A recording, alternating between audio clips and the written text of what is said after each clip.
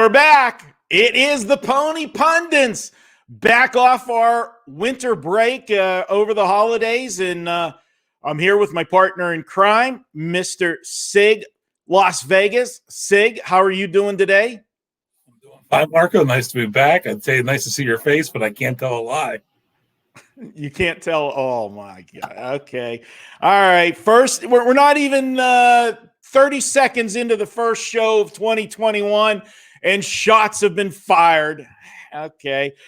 I'm your host, Marco D'Angelo. You can follow me on Twitter at Marco in Vegas. Man, I missed you. Yep. Sig, we got some exciting news we want to tell people about. We took the little break over the holidays. December, slow month for racing after the Breeders' Cup and everything. And we're heading towards the Kentucky Derby. That's the big thing now for the next few months. Hopefully everything goes as scheduled this year. Unlike last year, we'll have all of those prep races. But the first really big race will be coming up in a few weeks. And that'll be at the track that you're covering right now, Gulfstream Park. And tell the viewers what race will be the big one coming up in a few weeks. Well, Marco, the Pegasus World Cup coming up at Gulfstream here, Saturday, January 23rd. It's a big day of racing. Of course, we'll have coverage, and we'll do a Punny Pundit show on Pegasus World Cup Day. It used to be the richest race in the world. Basically, Saudi Arabia did away with that real quick.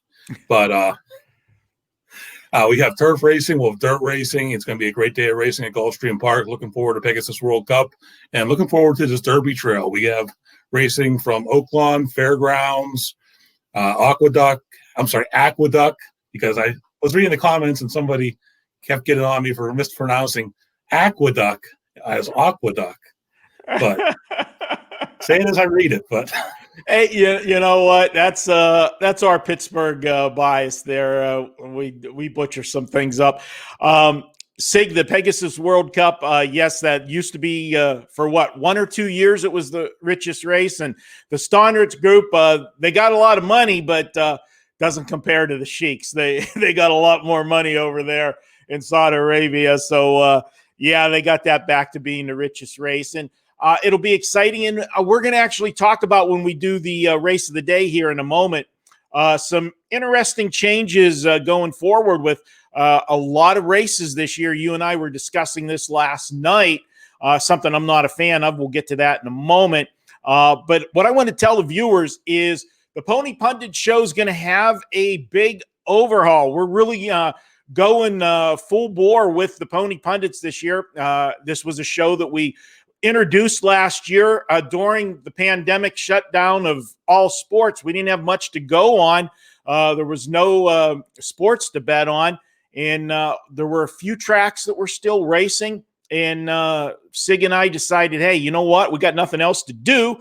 Let's share some of our horse knowledge with everybody. And we had the Pony Pundits show was born. And the response was great. I want to appreciate all you guys that tuned into the show. I appreciate all the support. Ask you guys for a favor again. Hey, hit the subscribe button, hit the like button. It helps the channel immensely with all of the analytics.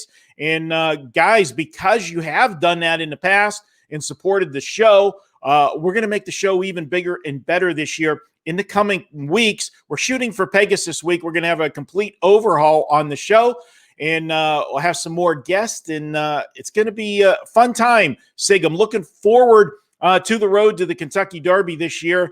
And as I said many times, if things are back to normal, I plan on trying to make a few of the prep races this year we'll be covering all of them, but I'd like to cover a couple of them in person. So we'll see what happens with travel restrictions and if fans are allowed or not. What do you want to add to this? Well, good news for you, Marco. Gulfstream is selling tickets to fans to attend Pegasus in a few weeks. I don't know how many tickets they have. I'm sure all their box seat holders and so forth are going to be there, but we're starting to see fans come back to racing, and it's going to be a really great thing to hear that roar of the crowd again. Yes, sir. And The roar yesterday, you might have heard, was me watching my local track back in Pittsburgh. 2021 debut was good for me. Sin City Lori, you've heard me talk about her many times on the show.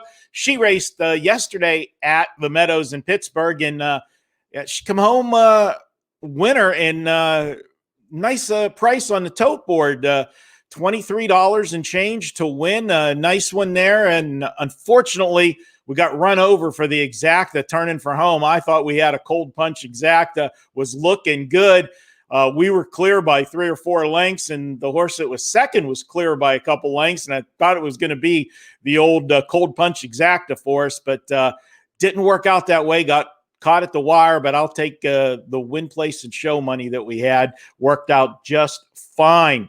Sig, we're going to head to Gulfstream Park, and I want to tell everybody, that follows the show, follows you. Gulfstream Park is your home track, and that's the track you're covering right now, home track for the winter, Gulfstream Park, and you can head over to WagerTalk.com each race day for Gulfstream. Pick up your report for $9. You've got best bets, you've got exactas, you've got pick fours, you got pick fives, value plays. You got it all, buddy. Tell us about it. Well, Marco, I put out a report every day of the Gulfstream meet, or almost every single day of the Gulfstream meet. They're running Wednesday through Sunday. First post anywhere from 12:35 on the weekdays, usually 12:05 on the weekends, a little earlier on the big race days. Top selections for every race, exacta, daily double tickets, as you said.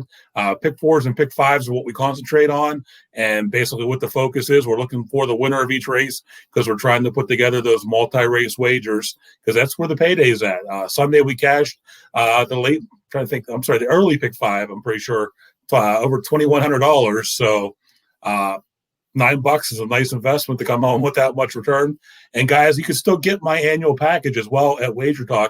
$3.99 gets you every single report I produce during the year, and that includes the Breeders' Cup report, which this past year was over 80 pages of research, time, and effort put in on the Breeders' Cup. Yeah, I can tell you that Sig put a ton of work in that one. So much work, we had to give him the next month off after that. He was so tired from all of that. Yeah, just kidding. Let's get into race of the day. And we're going to go to Gulfstream Park on Saturday. It is race 10. It is the Tropical Turf Stakes. That'll be run on Saturday, January 9th.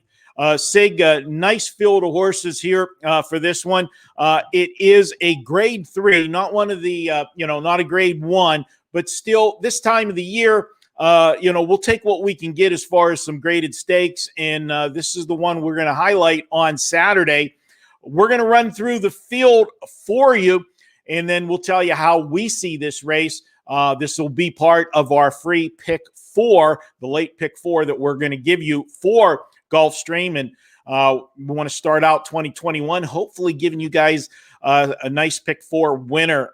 We had some nice paydays last year on the show with the pick 4s. So let's get things started here. And number 1 in this race, Sig, Admission Office. This one here, Julian Leperoux is on board. 7-2 morning line. This horse is coming off a win in his last start. How do you see Admission Office going into this one? Well, Mark, not to get off topic from the start here, but I do want to point something out to the viewers here. Starting with 2021, basically almost more than 80% of the stakes races run in the United States are going to be run without Lasix for any age horse. If you guys remember back in 2019, there was an outcry because there were the number of horse deaths that occurred either training or racing at Santa Anita. So the Stronach group basically got together, and this is something that you don't see in horse racing because all these tracks are independently owned and basically all make their own profits off of the track, is they got together with Churchill Downs group that owns Donnie Churchill, but they own Fairgrounds and a number of other tracks. They own Turfway now. Got together with the NYRA, so you're looking at Saratoga, Belmont, and Aqueduct. And tracks like Del Mar and so forth got on board as well, where they agreed no Lasix for 2-year-olds. And then starting this year, it's no Lasix in stakes races. And considering that the majority of the big stakes races all run at those tracks owned by the biggest corporations, you're not going to see Lasix in your stakes races. And you've already seen that make a difference. We've seen horses at Santa Anita just on New Year's Day in the first weekend of the year that couldn't run with Lasix, that have run their whole career on Lasix. And if you guys don't know what Lasix is, it's basically a drug given to the horse that helps them to prevent bleeding during the race. Because of the exertion by the animal during the race, at times they couldn't bleed into their lungs and out the nose and so forth. And all these horses, especially these horses like we're going to talk about today, the Tropical Turf Stakes is for horses 4-year-olds and up. These horses have been running basically their career on Lasix. So we are going to see some different results and some changes for how these horses react to racing without Lasix. If you go back and look at the past performances, you're going to see that L in the column to the right of basically their finish in each of the races. And that's because they've run Lasix their entire career. Running their entire career on Lasix and then coming into a race like this against very good competition. These are very good horses. You're going to see different reactions from the horses, and we're going to get a better idea going forward. But a lot of these are the first time they're racing without Lasix, and we're going to see things happen that we didn't expect to happen because of the horse's reaction to not receiving the Lasix drug. And I know it's something that you're a big proponent of, Marco, and I agree. Like, I know I'm dating myself here. When the NHL implemented that all players had to wear helmets, they grandfathered in the veteran players that played before a certain year that they didn't have to wear a helmet. So you saw players in the 90s, even like Rod Langway of the Capitals, still skating around there with that mane of hair flowing behind them. I think they had to do something like this and say, hey, going forward, this is going to be the policy, but we can't take these horses that have been racing on Lasix and say you can't race on Lasix. But unfortunately, that's what we're seeing now. And I think we're going to see a lot of changes in the results and a lot of horses that may have performed very well just not show up on race day sometimes until they get used to this change. I know you're a proponent of Lasix, Marco. What did you think of this change? I think it's idiotic. And it's okay. Let me address all of the points real quickly with you, Sig. Is the Santa Anita situation with horses that were dying or had to be put down? These were results of injuries. Sustained life-threatening injury in a race and so forth. That had nothing to do with Lasix. Okay, where you get injuries in racing is when trainers misuse performance-enhancing drugs, mostly painkillers. If a horse can't feel pain, the horse doesn't know to protect himself, okay? And where the dangers lie is if a horse has a problem or maybe has a hairline fracture, he's going to feel that, okay? And then he's going to protect himself. But if you take that pain away, that horse is going to run at full speed. And, these are 1,000-pound animals, 1,000 to 1,200-pound animals. Look at their legs. They're not that big. It's a lot of pressure and concussion thrown on a horse's, extremities. And if they don't feel the pain there, they're putting it all there. And then that's when an injury occurs. And it can be a real bad injury where the leg shatters. It's a spiral fracture, whatever, or worse yet, and for the safety of both the horse and jockeys, a horse can go down. The worst place in the world for a horse to sustain an injury like that, breaking down in a race, is in the stretch. When all of the horses are making their moves to the finish line, it's tight quarters, and if you have a horse go down, it could be catastrophic for both the horse and the jockeys. So I am a big proponent of banning all of the pain-killing things, all of the performance-enhancing drugs. Now, there's a debate whether Lasix is performance-enhancing or not. I am on the side of the fence that it is a therapeutic drug that lets the horse race at his maximum potential naturally. The horse bleeds into his lungs, okay, when they're stressed. And you gave a good description of what Lasix is. Lasix is actually a drug that's used. It's a diuretic. It's used on humans. If somebody has congestive heart failure, and I know all too well about that of both of my parents, their lungs would fill up with fluid. You would have to sometimes actually have the lung drained, where they actually put a needle in your lung to drain the fluid. If Lasix didn't work, it's a diuretic that helps flush that out. Now, what you have to be careful with Lasix is when you're flushing fluids out, you're also flushing out electrolytes. So you have to make sure that you're hydrating a horse properly, especially in the summertime. I know all of my horses get what are called jugs, vitamin jugs, where we're actually putting solutions back into a horse, after they race and so forth, and add supplements to it and vitamins and electrolytes. It's like drinking Gatorade, so to speak. If your electrolytes go off, you're not going to perform well, and it, can actually be harmful. That is one of the debates with it, but it doesn't make the horse go faster. It makes the horse reach his potential. So I'm a big proponent for it. I don't like it. Now, one of the debates that is out there is that Lasix is being misused by some trainers as a masking agent.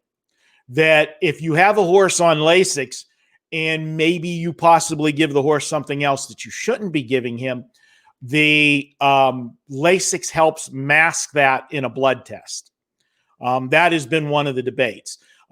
So from that standpoint, I can understand it, but I can tell you from a gambling standpoint for the betting public, and we want everything to be good for the betting public. We want them to have the best possible experience at the racetrack. You don't want to have bad taste in your mouth. I am going to tell you without, question, no uncertainty on my part, you're going to see some horses race off of Lasix for the first or second time and are going to race poorly. Their current form is going to change dramatically, and we don't know how bad that will be until we see them race. So, some of these 2 to 5 shots that all of a sudden don't race good, don't be screaming they stiffed the horse. This could be a Lasix related issue, and they're going to have to figure out how bad the horse is bleeding, what else they can do to help the horse, because when the horse bleeds into his lungs, it's going to hurt his air capacity late in the mile. And that's when you need the most, that last 1/8 of a mile, last 1/16 of a mile, that's, where the goal line is, Sig. That's when you need to be your strongest. And horses that will tire in the stretch, you're going to see a lot of that and say, how did this horse back through the field? That's going to be the reason. So enough of that with my soapbox. We'll see moving forward once, maybe 6 months down the road, once everybody is not racing on Lasix and we start to see their form off of Lasix, then it'll be better. But I'm going to tell you, there's going to be some long shots lighting up tote boards early on in 2021 with this rule change. So take note of it when you're playing those, races, the multi-race wagers. Don't be afraid to add, a long shot on your ticket for a price, because there's going to be some that are going to get there. Let me tell you. Let's finish on here with this one. Pick it back up with Mission Office. As I said, off a win in his last start, in a nice speed figure in that race. Sig, how do you see this one moving forward?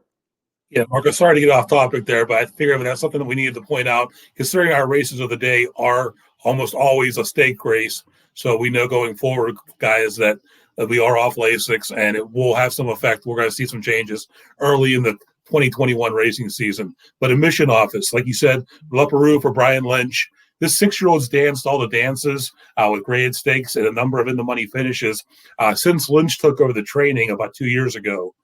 He comes in here off a close win over Arklow, who's a very good horse, in Louisville, at Churchill Downs. But that was back in June. He's been off for almost 7 months now, Marco.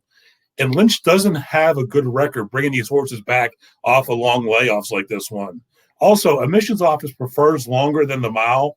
And I think this race would have to set up perfectly for him. He likes to spot the field a number of lengths and then make a big closing kick here. But number one, when you go to a mile race versus a longer route race, you have more space to make up that. And this looks more like to me like a prep race here. I mean, he's been off for 6 months, and I mean, he's a good horse, and I think he wins some more races going forward here. But I really see this as a spot where he's just trying to get a race back into him for something next month.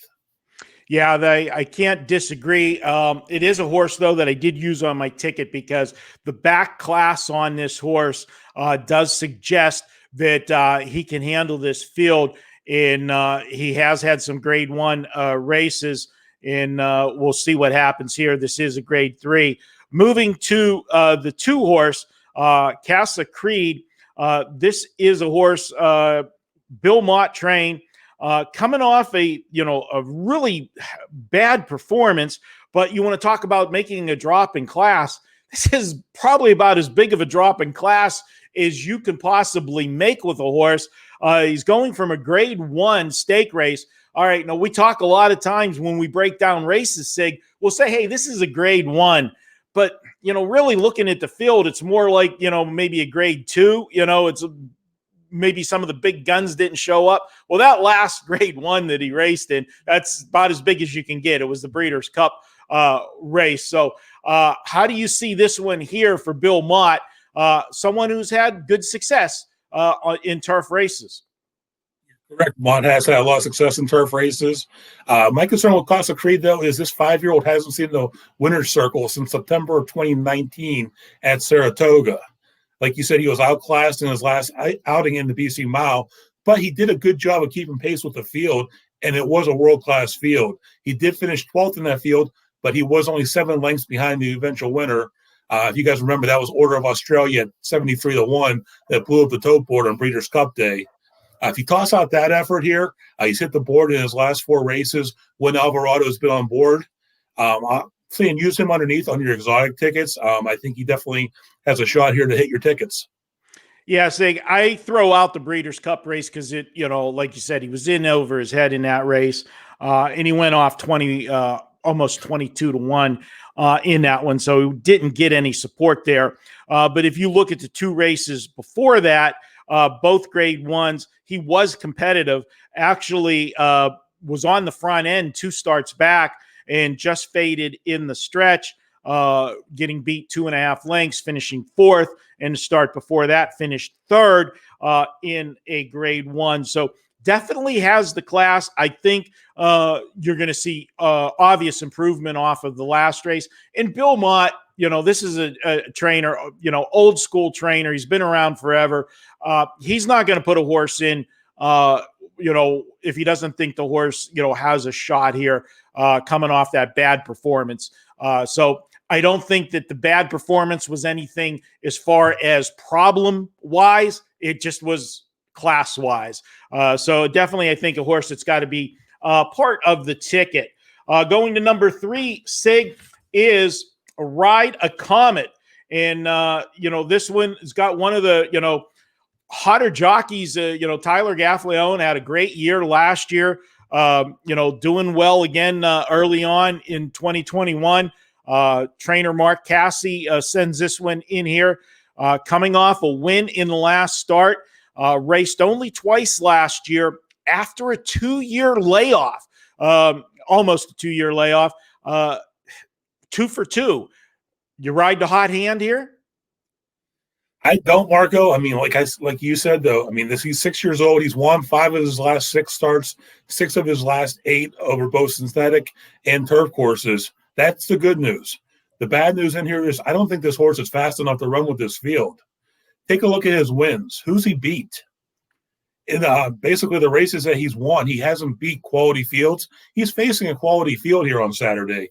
I believe he's going to get a lot of attention at the betting windows based on not only the past basically the past performances and all those wins, but the Cassie Gaffleone duo does very well on the turf. So this horse, he's 5-1 in morning line. He's going to take money.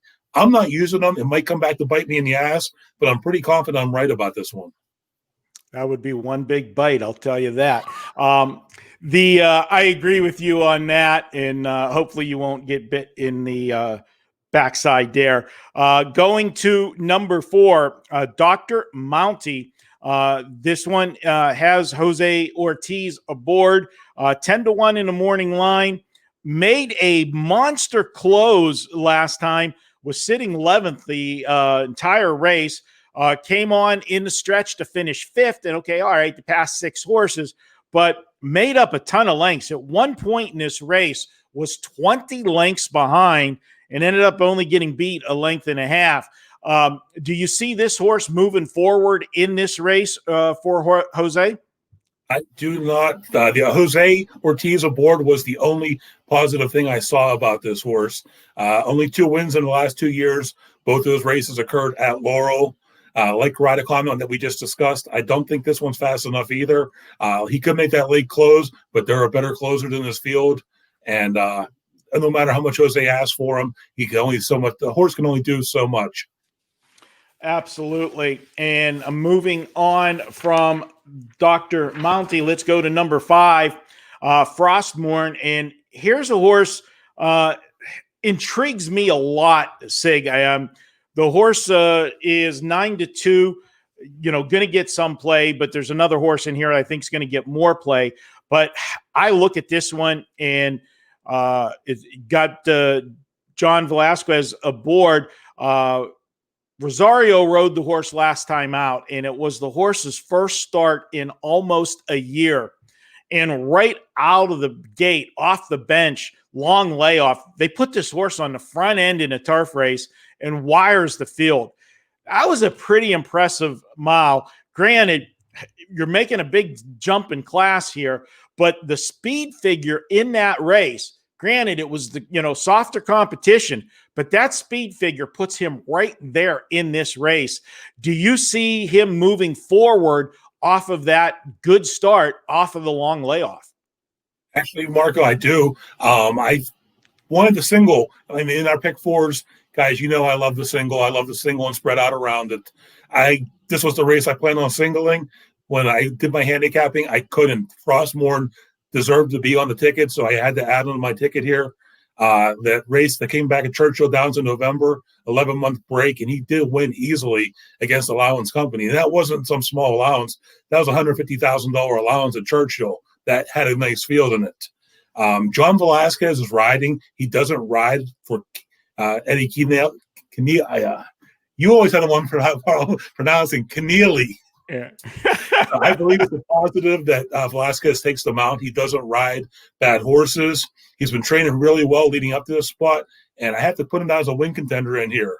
While he's not my top selection, I do expect a very strong performance from Frostmourne, and he does thrive at this mile distance. Yeah, the thing that I'm going to point out with him, this is a 7-year-old horse that only has 13 lifetime starts. He's won 6 of those 13 starts. Now, generally, when you got a horse that's 7 years old, and obviously this horse has soundness problems because he's only raced 13 times in his career, you got to make the best of it. If it was a mare, and it's well-bred, well, you could just send the horse to the breeding shed. If it's a stallion and it's got a talent, maybe you can make him a cheap sire. But when they did snip, there's nothing else you can do but, keep the horse in training. And you're not going to keep a horse in training that's a problem horse if the horse doesn't have talent. You're not going to spend all that money. So the fact that they kept this horse in training, brought the horse back after almost a year layoff, and wins right out of the gate. Generally, those kind of horses, I shy away from horses off the long layoffs. But when you see a horse like this that can win, 6 wins and 13 career starts, and they bring the horse off a long layoff, I'm not as scared to bet a horse like that out of the gate because they wouldn't have wasted the time if the horse wasn't sound and good at the time they are.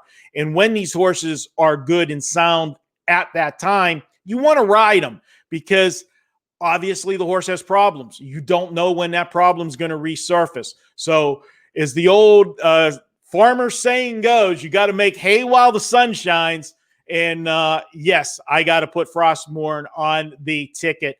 I agree with you wholeheartedly. This is a horse that has a big, big shot in this race. I'm guessing the next horse might be the horse that you were going to single, Sig, and that is the 6, Analyze It. 2-1. You got the other Ortiz, Irad on. Go ahead, analyze it. We'll analyze it. And like you said, Marco, very good handicap on your part. Analyze It was the horse I was hoping to single in this race in my pick 4. Very lightly raced 6-year-old, only 10 career starts. He's been in the money 80% of the time in those 10 starts of his career, though. Irad Ortiz and Chad Brown. This is a morning line favorite who's only missed the board, like I said, in those 2 career starts. Ironically, it's both times in the Shadwell Turf Mile at Keeneland is when he's missed the board. So I don't know if it's the Keeneland surface or something about that track. He does not like it. He's been working very consistently since that last race in October, and I do see a really big race coming up Saturday. He is my top selection in here. He did win 2 starts back, but prior to that, Sig, he had a stretch there where he had second-itis for quite a bit. You hate to see the horses, you love those second place purse checks when they come because they add up. But you hate to see a horse keep being a bridesmaid. But history-wise, the horse is always on the board, so you got to have this horse on your ticket. The last race did show a troubled line. I went back and watched the replay.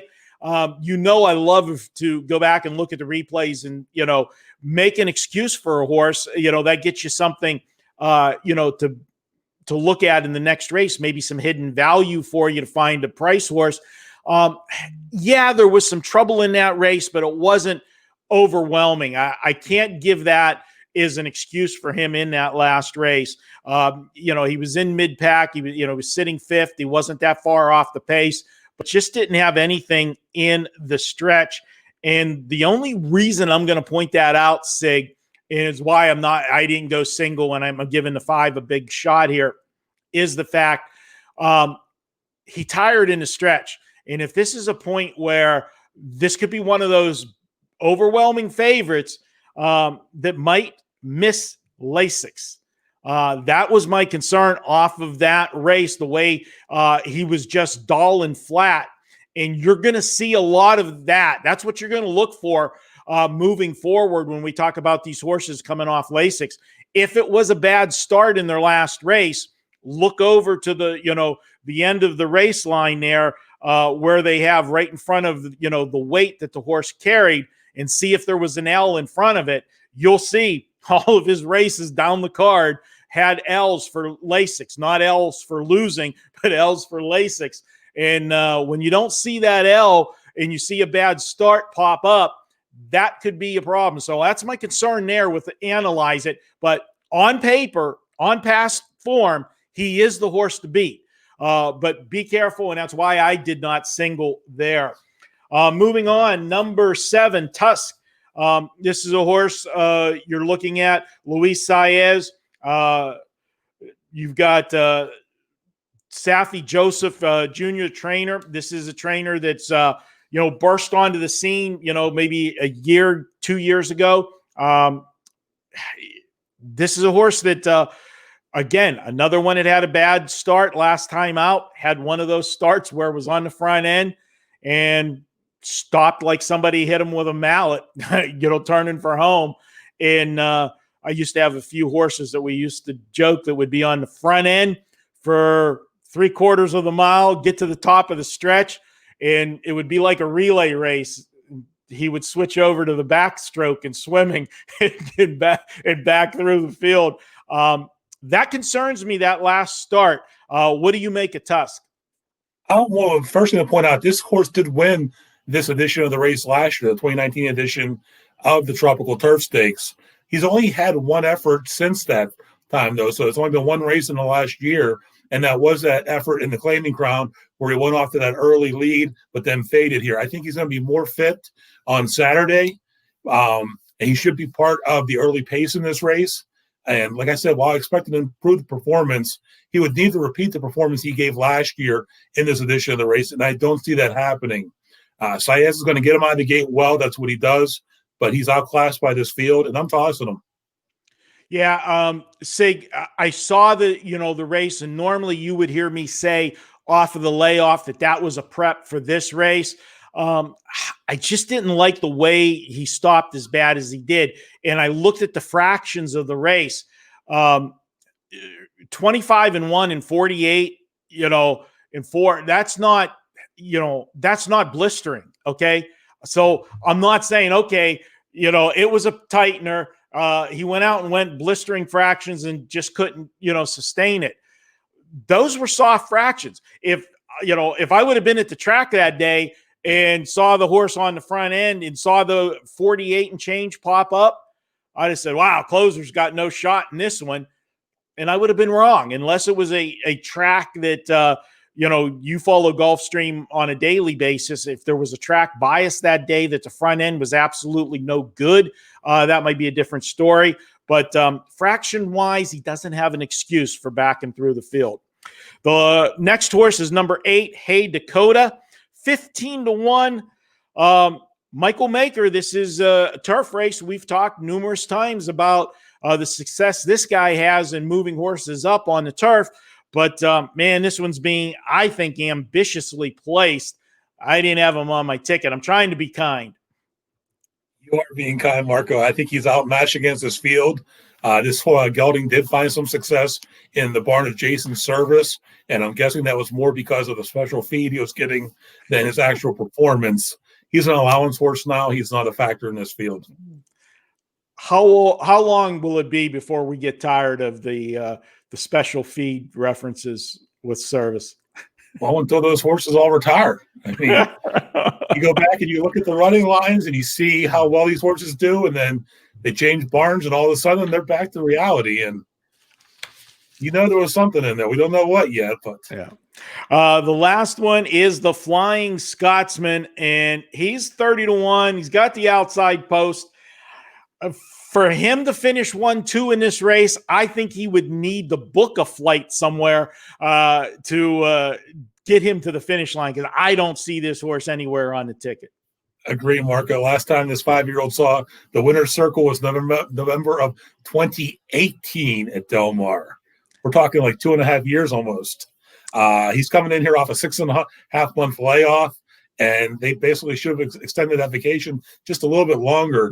The only good thing for this horse is he can get him to spend January in Florida. But other than that, there's no upside to this horse. All right.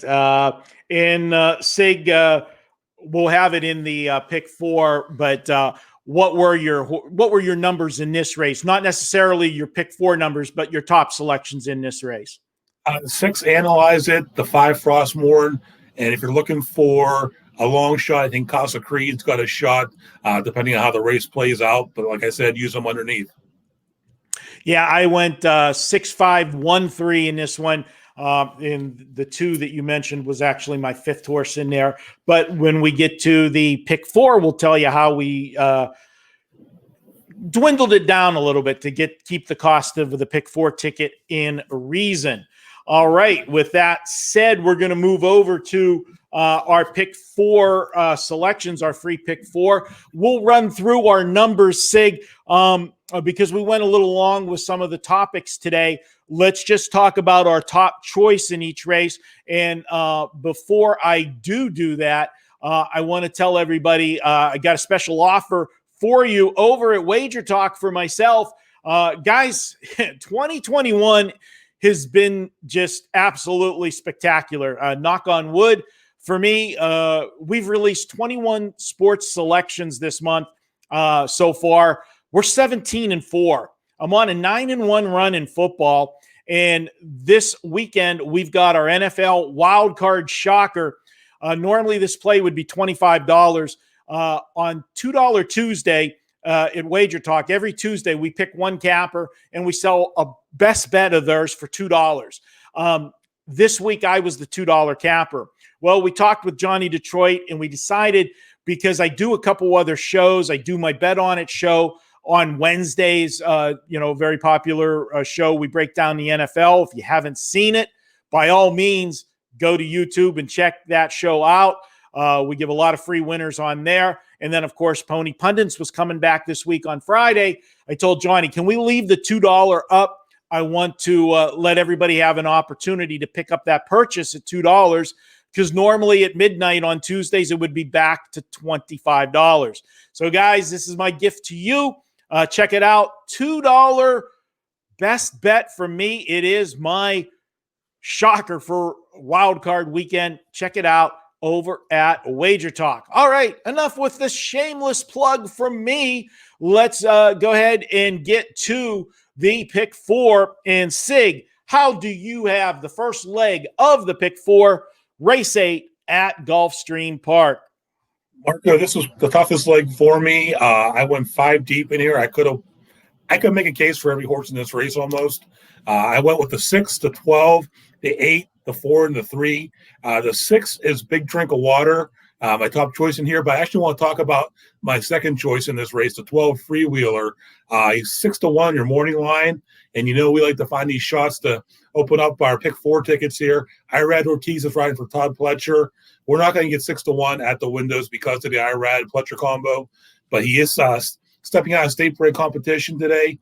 Benefits from the addition of Irad, and I think he's going to get a nice trip charging down the lane. I think he has a chance here at a price for us. Yeah, I looked at that, the horse with Todd Pletcher, and I thought, quite honestly, I was trying to dwindle this ticket down and keep it shorter because I wanted to go deeper in a couple other races.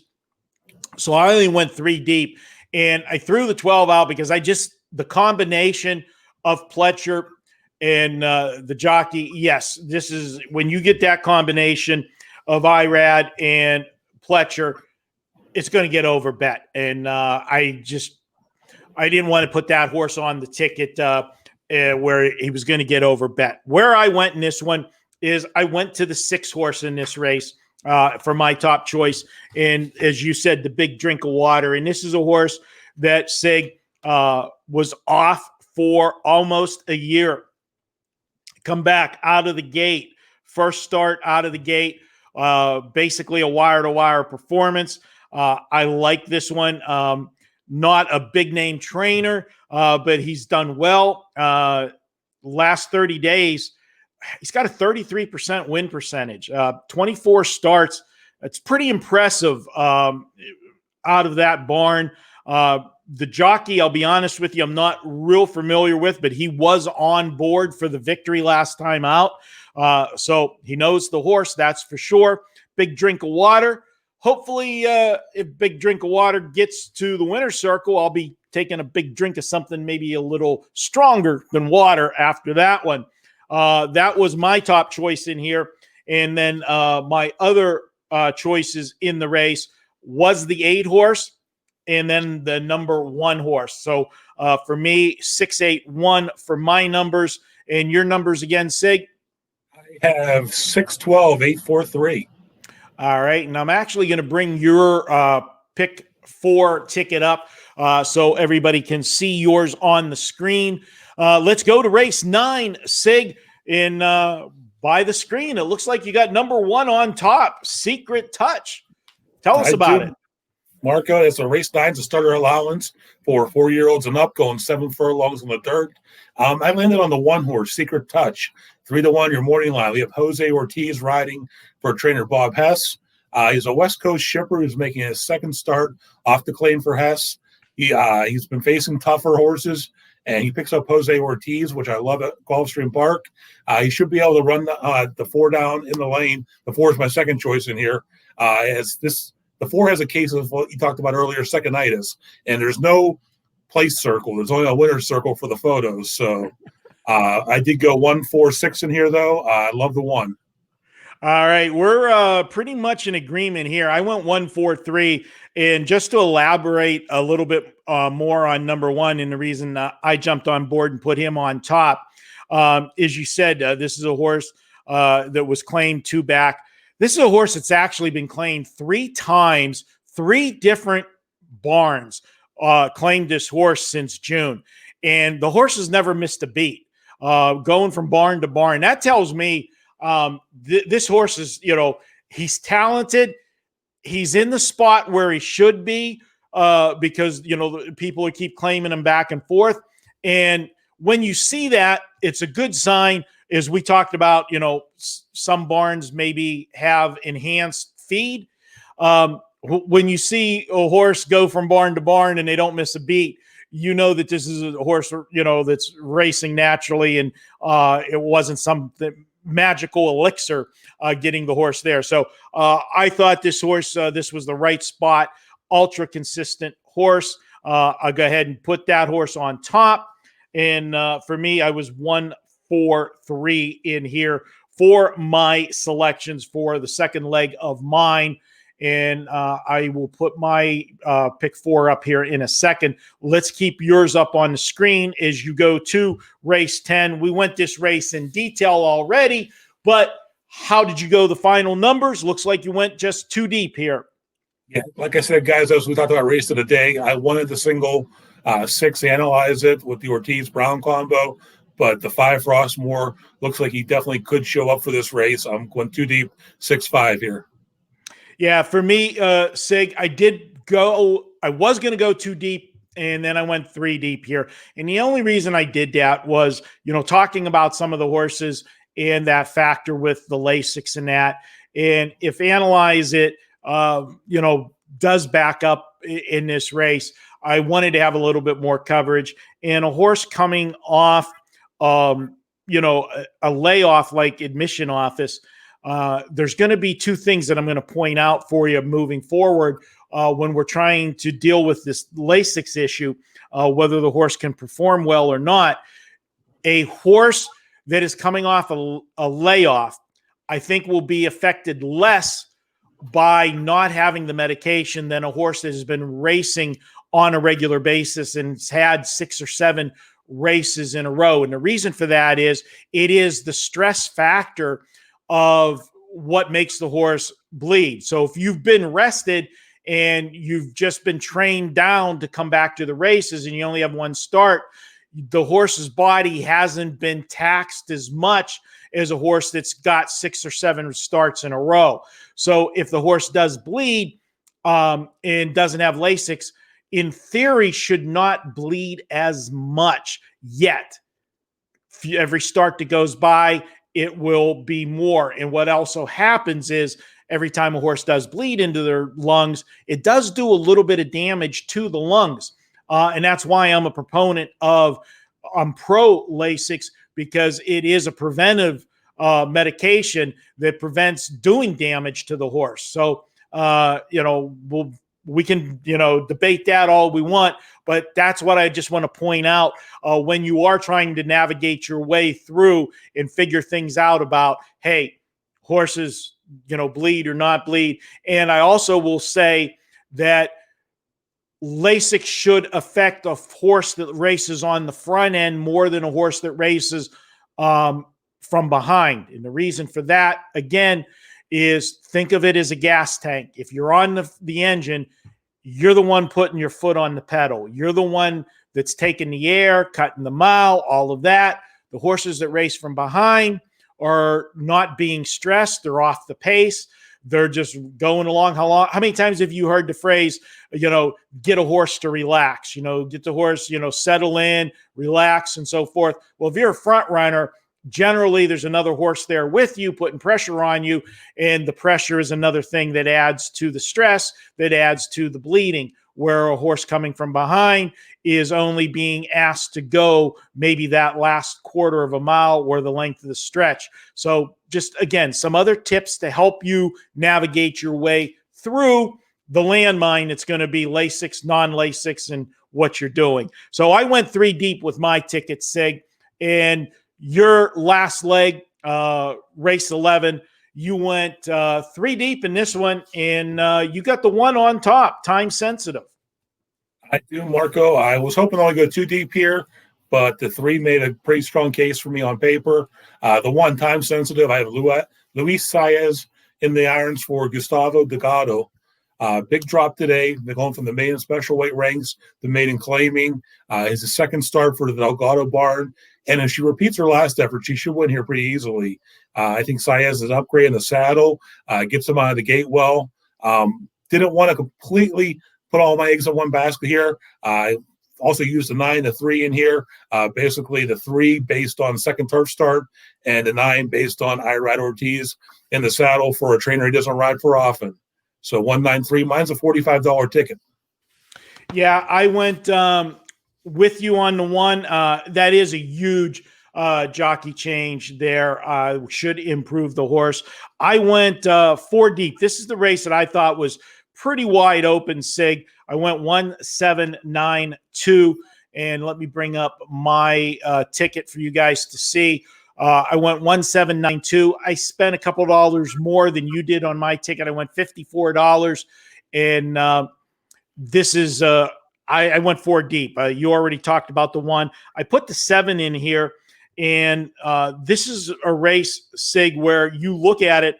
All the other races where we were talking about off Lasix. This is a race where everybody pretty much is on Lasix, and that is because it is the first of the year. These horses are 3-year-olds. It is not a stakes race. They're not 2-year-olds anymore. So they're allowed to use Lasix. And you're going to see, possibly some horses that, maybe were what looks like dull races, at the end, not finishing well, all of a sudden race better now because they are on Lasix and they got that closing kick. They can, carry their air a little bit further. And that's why I went a little deeper in this race. I think it's a spot, plus the fact that it's a maiden race. You know how I feel about maiden races. Sig, and you always manage to get us a maiden race in those pick 4s. And to be honest with you, Sig, the race secretaries, when they put the races together, they try to have a maiden race in the pick 4s because they are harder to handicap. And that's where you're going to get a long shot blow up a tote board. And, it doesn't matter what the prices are. Okay. It doesn't affect the track. If it's 4 favorites win the pick 4 or it's 4 long shots, the track makes the same amount of money. We talked about that over and over again. But as far as the track goes, they want to see those big prices because, it's great when somebody sees it and says, oh man, I invested $24 or $40, whatever, and I brought back, $3,000, $4,000, $5,000. That is good for the game. And so that's why you see these maiden races. And that's also why you see this, receding hairline. Okay. Maiden races. They do that to you. So I went 4 deep here. My ticket is a $54 ticket. Recap mine. Race 8, we went 812. Race 9, 143. Race 10, 651. And race 11, 1792. That is a $54 ticket. Sig will tweet that out to you guys tomorrow. And if there are any scratches or changes to our ticket, we will note that tomorrow in the tweet. One more time, take a look at Sig's ticket. He's got 6, 12, 8, 4, 3 in the first leg. In the second leg, race 9, 146. Race 10, the race of the day, the stakes race, 6-5 for Sig. And then in the nightcap, 193. That is a $45 ticket. All right, Sig, first show in the books of 2021. As always, it's been fun doing a show with you. Again, I want to tell everybody, head over to WagerTalk. Check out Sig's daily report from Gulfstream. Just $9 for a full days of action. You get a lot of fun. Good way to fill out a day of action for you. Kill some time and make some money. That's always a good thing. And if you're going to watch some football over the weekend, which I hope you do, check out my NFL wild card shocker. $2. We got a live dog that I feel can win the game outright. You can check that out over at WagerTalk. Again, 17-4 to start the new year with our sports plays. Follow Sig on Twitter. Give him a follow at Sig Las Vegas. And, of course, you can find me at Marco in Vegas. And, guys, please, again, if you like the show, we appreciate you tuning in. Just give us the old thumbs up on the YouTube channel. Give us the like, thumbs up, give us a subscribe, hit the subscribe button, hit the notifications. This way you will be the first to know when there is a new Pony Pundits show available. Until next week, he is Sig Las Vegas. I'm Marco D'Angelo. May you be on the right side of all those head bobs and photo finishes this week. Good luck to you. Till next week, this has been the Pony Pundits for Friday, January 8th.